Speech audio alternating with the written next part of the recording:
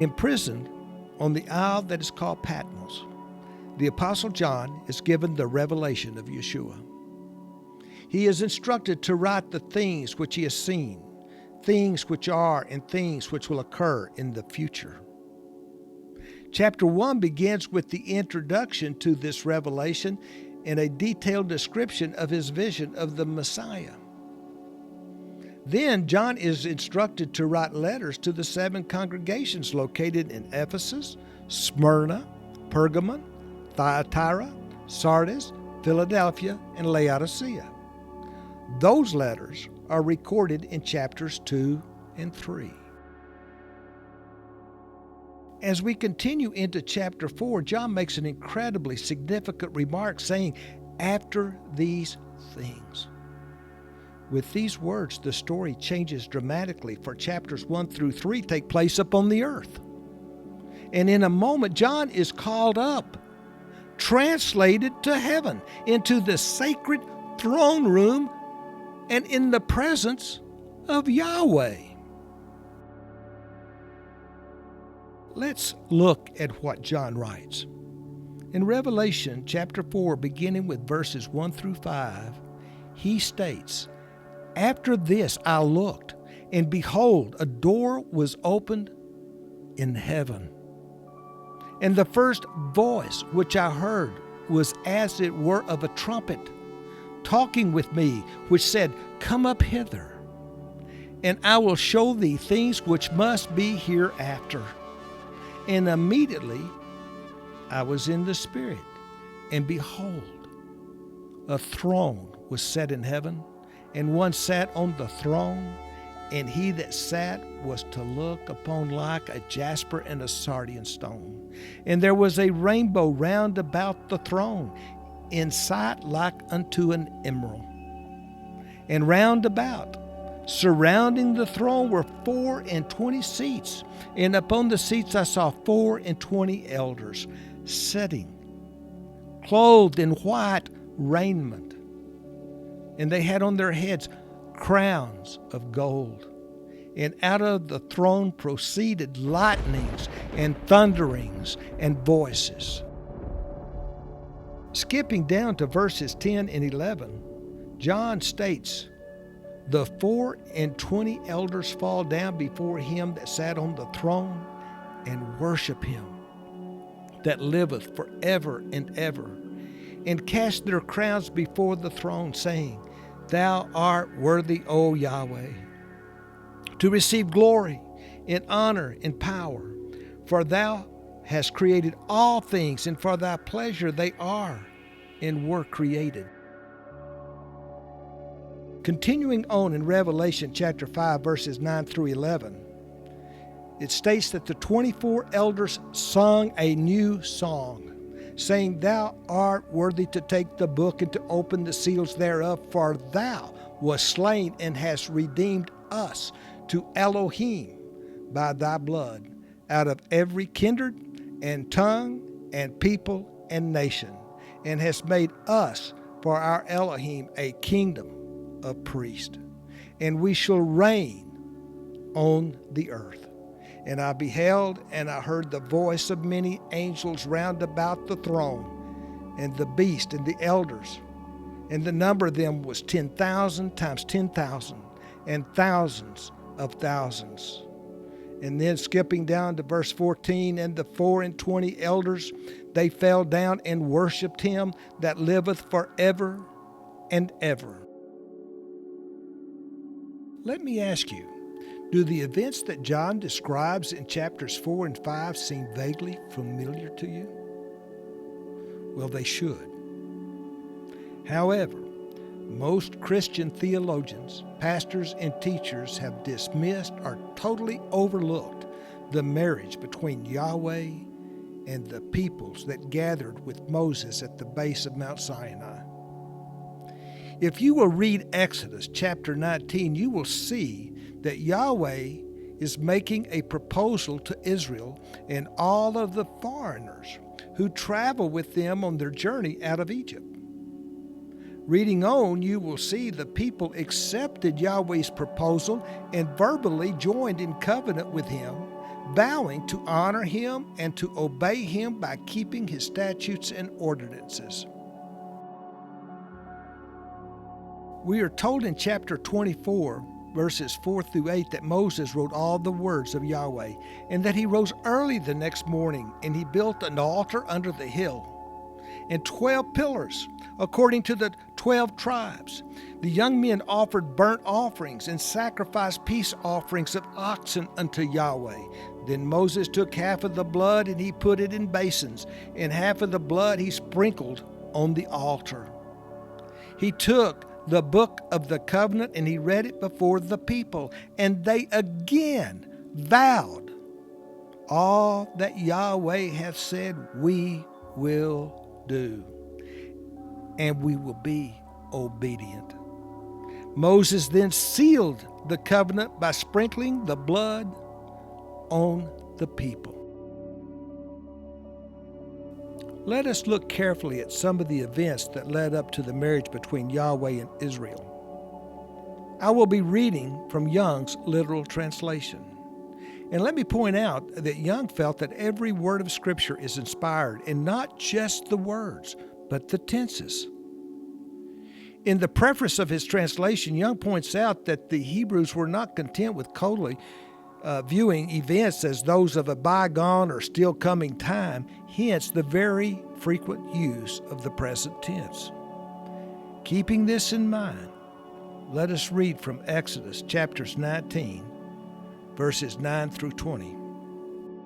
And Jehovah saith unto Moses, Lo, I am coming unto thee in the thickness of the cloud, so that the people hear in my speaking with thee, and also believe in thee to the age. And Moses declareth the words of the people unto Jehovah.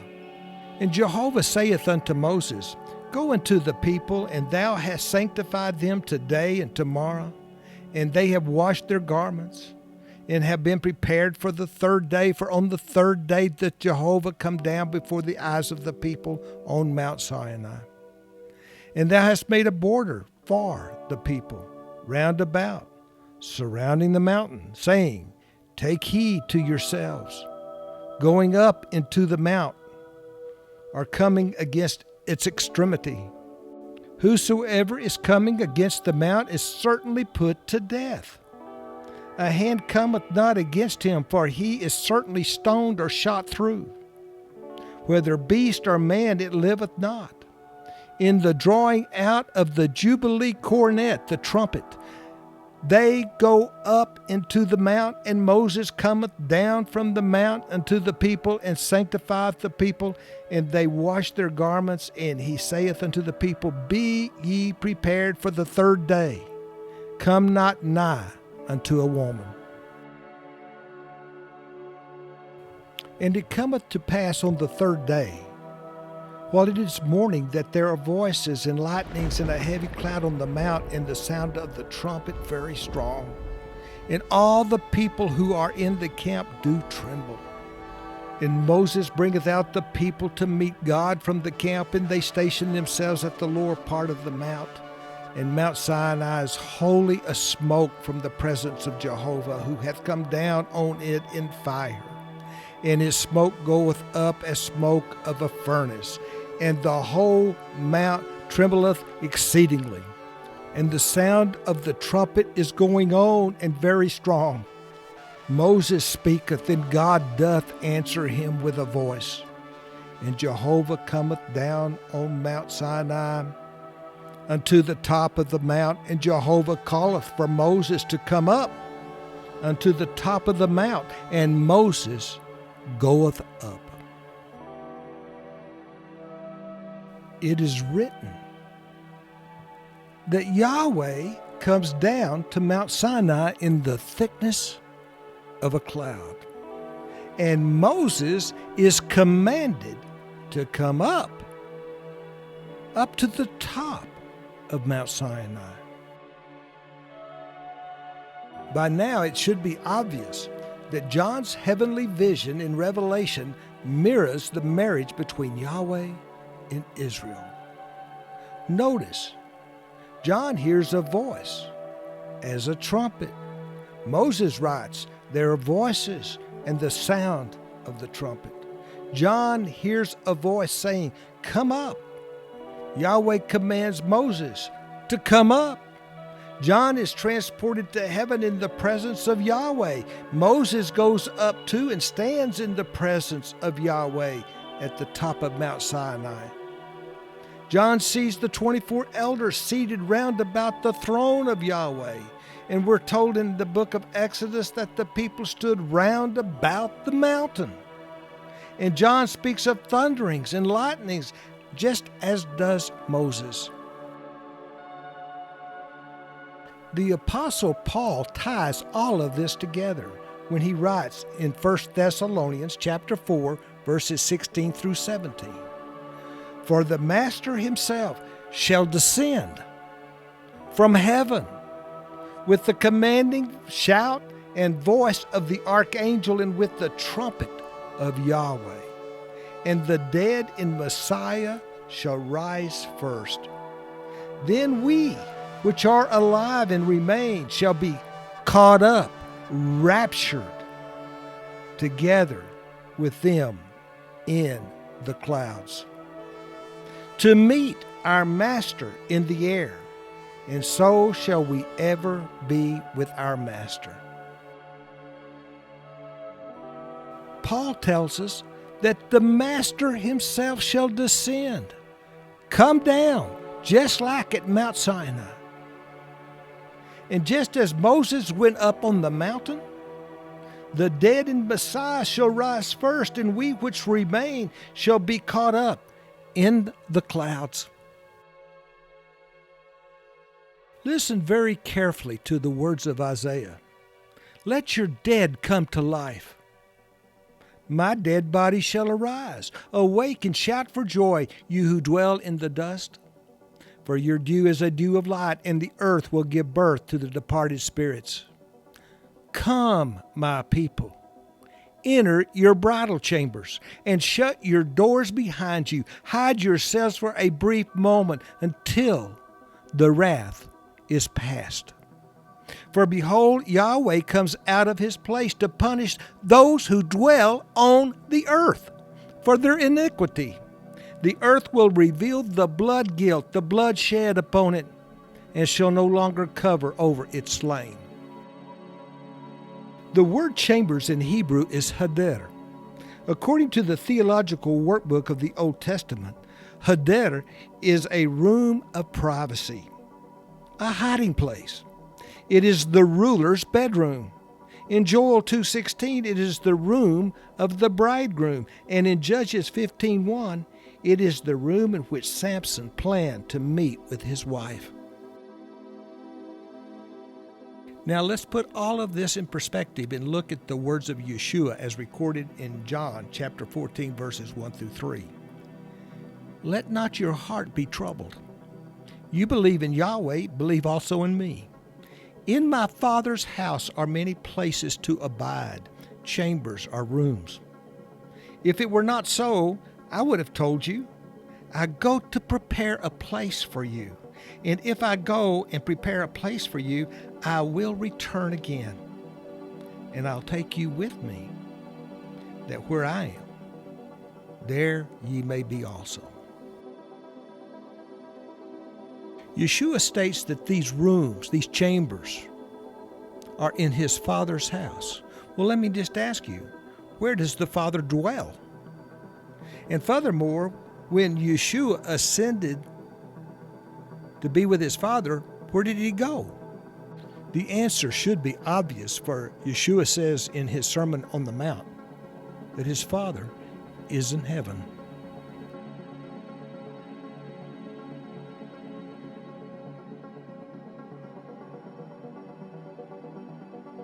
In the book of Exodus, Moses writes that Yahweh made a promise. He states in Exodus 19, verses 5 and 6, that if you will obey my voice indeed and keep my covenant, then you shall be a peculiar treasure unto me above all people. For all the earth is mine, and you shall be unto me a kingdom of priests, a holy nation. Listen to me very carefully. Revelation chapters 4 and 5 is the fulfillment of that promise. The 24 elders mentioned by John in the book of Revelation represent the 24 divisions of the priesthood as numbered by King David, and you can read about that in 1 Chronicles chapter 24. These are the ones from every kindred, tongue, people, and nation who love Yahweh and have his law written upon their hearts. These are the ones that were counted worthy to escape the horrors of the coming great tribulation. These are the ones made for Yahweh to serve as a kingdom of priests, and they will reign and rule with Messiah upon the earth. The 24 elders are the redeemed, the covenant people of Yahweh, his beloved and faithful bride. As so often is the case, what seems to be insignificant is incredibly significant. Professing Christians have for years read the book of John. And in John chapter 2, verse 1, it states, "And the third day there was a marriage in Cana of Galilee." In like manner, after 2 prophetic days, 2,000 years, starting with and on the 3rd prophetic day, there will be a wedding in heaven between Yahweh and his people. The first miracle of Yeshua took place at a wedding, and the first event that precedes the Great Tribulation will be the bride being caught up and united with her loving husband in heaven. Then, beginning in chapter 6, the seals begin to be opened. The 4 horsemen of the apocalypse begin to ride, and all hell breaks loose upon the earth. Friends, I want to be very honest with you and very clear. I believe in the rapture, the catching up of Yahweh's covenant people into heaven. I believe in the coming great tribulation known as the time of Jacob's trouble. And I believe in the millennial kingdom, a literal 1,000-year reign of Yeshua upon the earth. I believe this because it is written throughout the whole of Scripture. Try to imagine what it was like for the people of Israel as they witnessed the parting of the Red Sea. It is estimated that between 2 and 2.5 million people walked on dry land from one side of the sea to the other. To the north and to the south were high walls of water held only by the hand of Yahweh. In the midst of what had been doubt and fear, the people were providentially and miraculously delivered.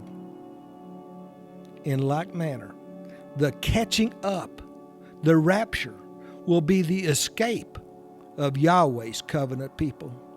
It will be an awesome and spectacular event, making the parting of the Red Sea seem insignificant by comparison. And it will happen as fast as you can blink your eye.